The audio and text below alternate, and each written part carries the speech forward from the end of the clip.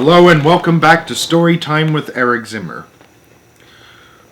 Where we last left off in Charlotte's Web, we learned that Uncle, that bigger pig next to Wilbur, had seemingly won first prize, and it seemed like it had all come to an end for Wilbur. That is, until a special announcement was made for Wilbur to win a special award. I feel like this is the beginning of something really grand and exciting. Let's find out. You ready? Alright. Let's begin. Chapter 20. The Hour of Triumph. I knew it. Special announcement, said the loudspeaker in a pompous voice. The management of the fair takes great pleasure in presenting Mr. Homer L. Zuckerman and his famous pig. The truck bearing this extraordinary animal is now approaching the infield. Kindly stand back and give the truck room to proceed. In a few moments, the pig will be unloaded in the special judging ring in front of the grandstand, where a special award will be made. Will the crowd please make way and let the truck pass? Thank you. Wilbur trembled when he heard this speech. He felt happy, but dizzy. The truck crept along slowly in low speed. Crowds of people surrounded it, and Mr. Arabelle had to drive very carefully in order not to run over anybody. At last he managed to reach the judge's stand. Avery jumped out and lowered the tailgate. I'm scared to death, whispered Mrs. Zuckerman. Hundreds of people are looking at us. Cheer up, replied Mrs. Arabelle. This is fun. Unload your pig, please, said the loudspeaker. All together now, boys, said Mr. Zuckerman. Several men stepped forward from the crowd to help lift the crate. Avery was the busiest helper of all. Tuck your shirt in, Avery, cried Mrs. Zuckerman, and tighten your belt. Your pants are coming down. Really? In front of everybody? Really, Edith? Can't you see I'm busy, replied Avery in disgust. Look, cried Fern, pointing. There's Henry. Don't shout, Fern, said her mother, and don't point. Can I please have some money, asked Fern. Henry invited me to go on the Ferris wheel again. Only I don't think he has any money left. He ran out of money. Mrs. Arabelle opened her handbag. Here, she said. Here's 40 cents. 40 cents. Now don't get lost, and be back at our regular meeting place by the pig pen very soon. Fern raced off, ducking and dodging through the crowd in search of Henry. The Zuckerman pig is now being taken from his crate, boomed the voice of the loudspeaker. Stand by for an announcement. Templeton crouched under the straw at the bottom of the crate. What a lot of nonsense, muttered Templeton. What a lot of fuss about nothing. You wait and see. Over in the pig pen, silent and alone, Charlotte rested. Her two front legs embraced the egg sack. Charlotte could hear everything that was said on the loudspeaker. The words gave her courage. This was her hour of triumph. As Wilbur came out of the crate, the crowd clapped and cheered. Mr. Zuckerman took off his cap and bowed. Lurvy pulled his big handkerchief from his pocket and wiped the sweat from the back of his neck. Avery knelt in the dirt by Wilbur's side, busily stroking him and showing off. Mrs. Zuckerman and Mrs. Arabelle stood on the running board of the truck. Ladies and gentlemen, said the loudspeaker, we now present Mr. Homer L. Zuckerman's distinguished pig. The fame of this unique animal has spread to the far corners of the earth, attracting many valuable tourists to our great state. Don't ask me what state this takes place in, they don't say. Many of you will record that never-to-be-forgotten day last summer when the writing appeared mysteriously on the spider's web in Mr. Zuckerman's barn, calling the attention of all and sundry to the fact that this pig was completely out of the ordinary. This miracle has never been fully explained, although learned men have visited the Zuckerman pig pen to study and observe the phenomenon. In the last analysis, we simply know that we are dealing with supernatural forces here, and we should all feel proud and grateful. In the words of the spider's web, ladies and gentlemen, this is some pig. He sure is. Wait, I'm looking the wrong way. He sure is. That's better. Wilbur blushed. He stood perfectly still and tried to look his best. This magnificent animal, continued the loudspeaker, is truly terrific. Look at him, ladies and gentlemen. Note the smoothness and whiteness of the coat. Observe his spotless skin, the healthy pink glow of ears and snout. It's the buttermilk, whispered Mrs. Arabella to Mrs. Zuckerman. We know. Note the general radiance of this animal. Then remember the day when the word radiant appeared clearly on the web. Whence came this mysterious writing? Not from the spider, we can rest assured of that. Spiders are very clever at weaving their webs, but needless to say, spiders cannot write. If they... Oh, they can't they? Murmured Charlotte to herself. If they only knew. If they only knew. Ladies and gentlemen, continued the loudspeaker, I must not take any more of your valuable time. On behalf of the governors of the fair, I have the honor of rewarding a special prize of $25 to Mr. Zuckerman.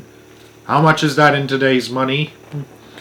Together with a handsome bronze medal suitably engraved in token of our appreciation of the part played by this pig.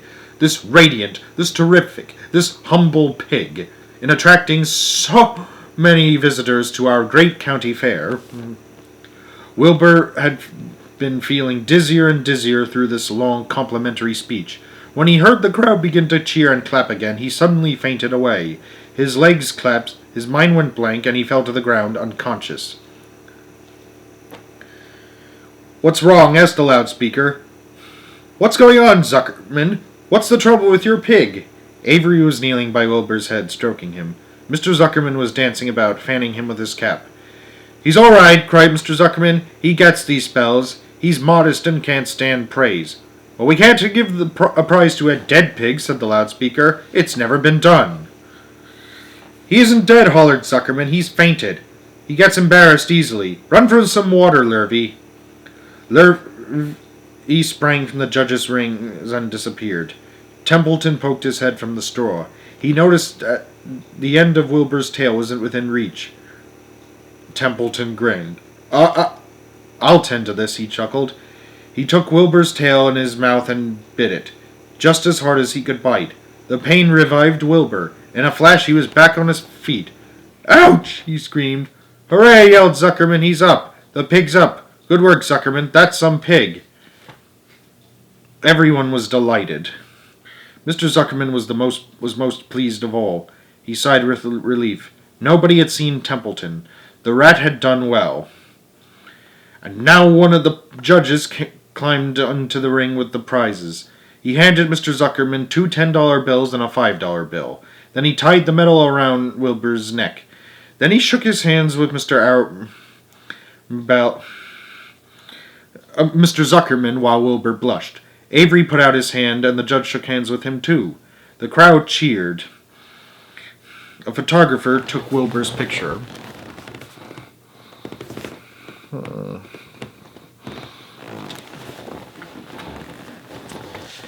A great feeling of happiness swept over the Zuckermans and the Arabelles. This was the greatest moment in Mr. Zuckerman's life. It was deeply satisfying to win a prize in front of a lot of people.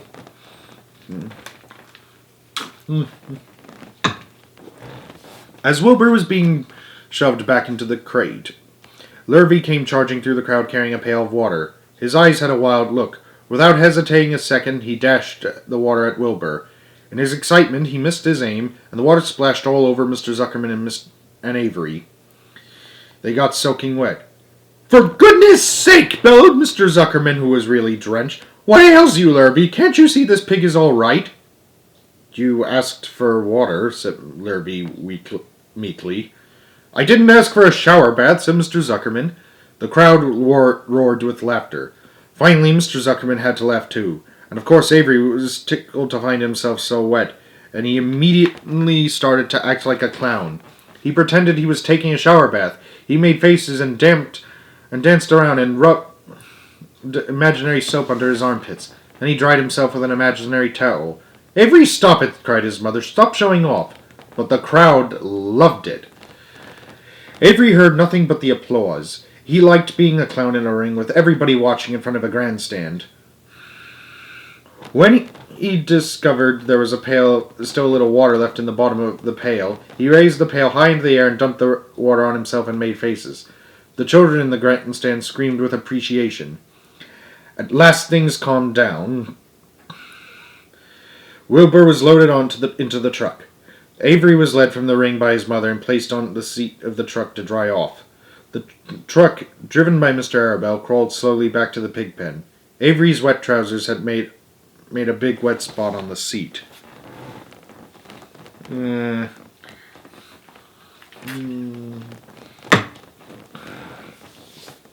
Chapter 21.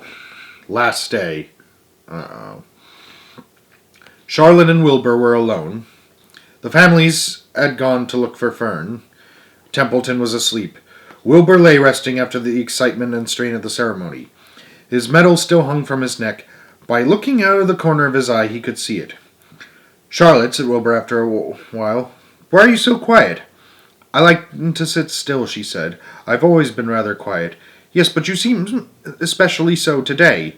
Do you feel all right?" "A little tired, perhaps, but I feel peaceful. Your success in the ring this morning was, to a small degree, my success. Your future is assured. You will live secure and safe, Wilbur. Nothing can harm you now. These autumn days will shorten and grow cold.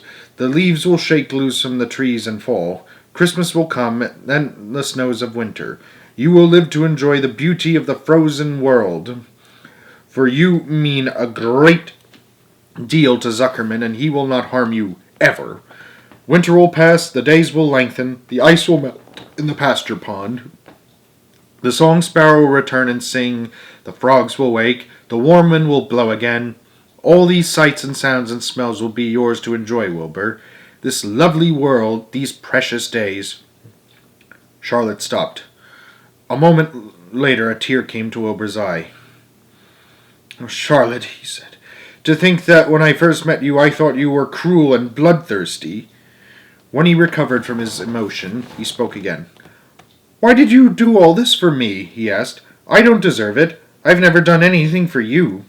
You have been my friend," replied Charlotte. "That in itself is a tremendous thing. I wove my webs for you because I liked you.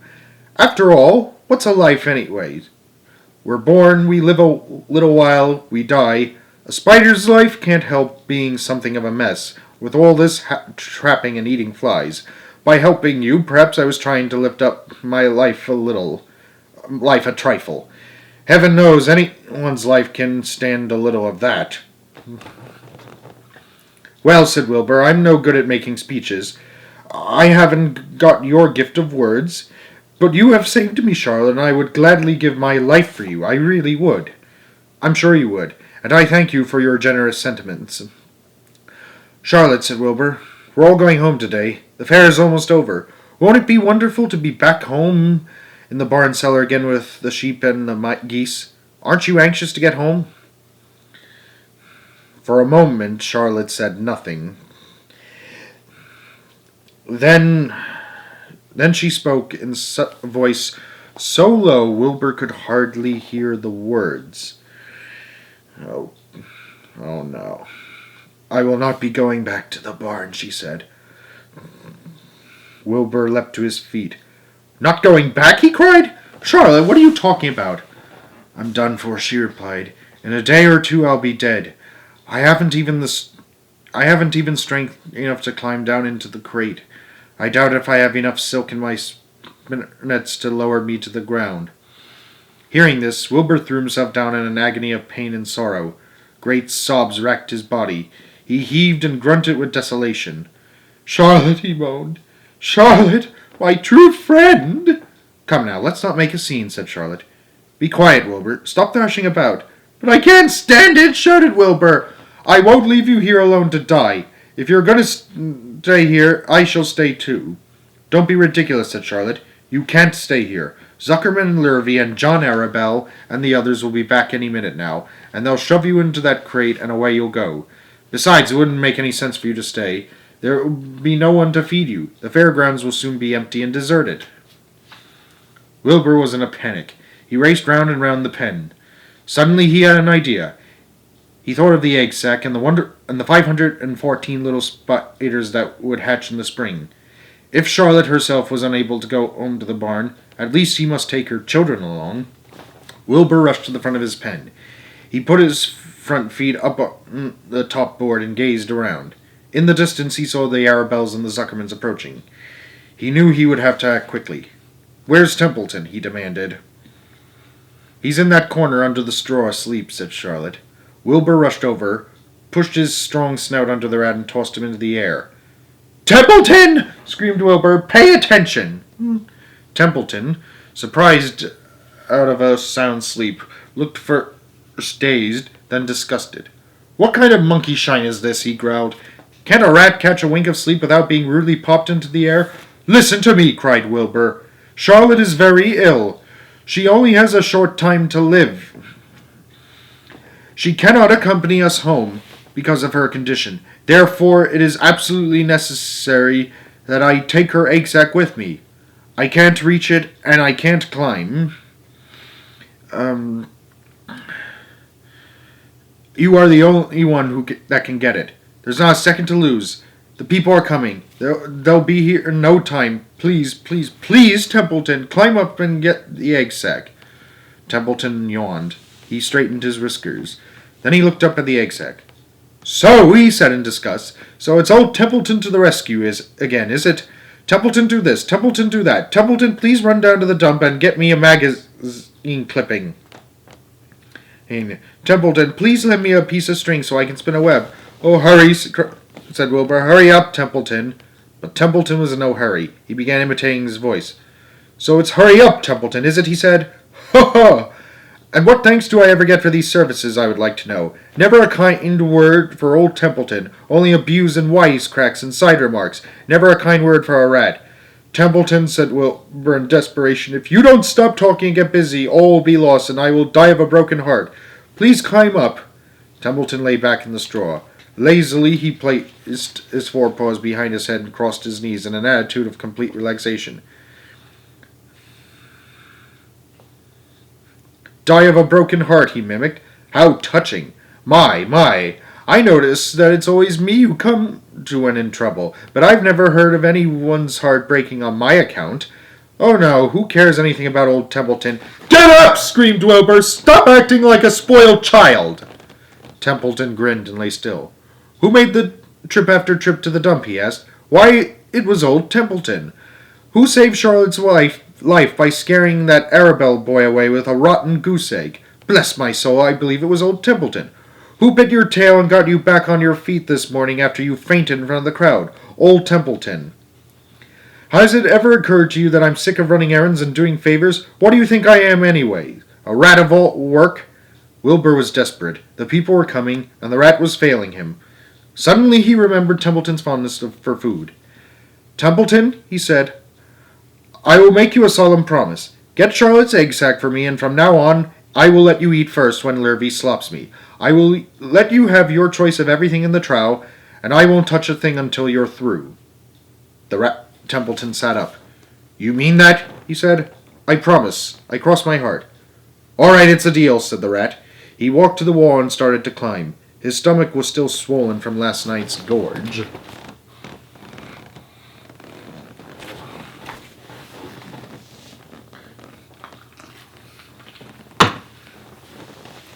Groaning and complaining, he pulled himself slowly to the ceiling.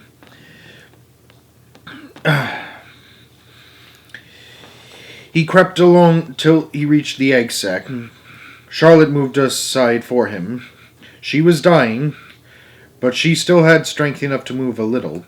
Then Templeton bared his long, ugly teeth, and began snipping the threads that fastened the sack to the ceiling. Wilbur watched from below. "Use extreme care," he said. "I don't want a single one of those eggs harmed." This stuff sticks in my mouth," complained Templeton. "It's worse than caramel candy." But Wilbur worked away at the job and managed to cut the sack adrift and carry it to the ground, where he dropped it in front of Wilbur. Wilbur heaved a great sigh of relief. "Thank you, Templeton," he said. "I will never forget this as long as I live." "Neither will I," said the rat, picking his teeth. "I feel as though I'd eaten a spool of thread. Well, home we go." Templeton crept into the grate and buried himself in the straw. He got out of sight just in time. Lurvy and John Arabelle and Mr. Zuckerman came along at that moment, followed by Mrs. Arabelle and Mrs. Zuckerman with an Avery and Fern. Where was I? Wilbur had already decided how he would carry the egg sack. There was only one way possible. He carefully took the little bundle in his mouth and held it there on top of his tongue. He remembered what Charlotte had told him, that the sack was waterproof and strong. It felt funny on his tongue and made him drool a bit, and of course he couldn't say anything. But as he was being shoved into the crate, he looked up at Charlotte and gave her a wink. She knew he was saying goodbye in the only way he could, and she knew her children were safe. "Goodbye," she whispered, and she summoned all her strength and waved one of her front legs at him. She never moved again. The next day, as the Ferris wheel was being taken apart and the racehorses were being loaded into vans and the entertainers were packing up their belongings and driving away in their trailers, Charlotte died. The fairgrounds were soon deserted. The sheds and buildings were empty and forlorn. The infield was littered with bottles of trash. Nobody of the hundreds of people that had visited the fair knew that a gray spider had played the most important part of all. No one was with her when she died. To be continued.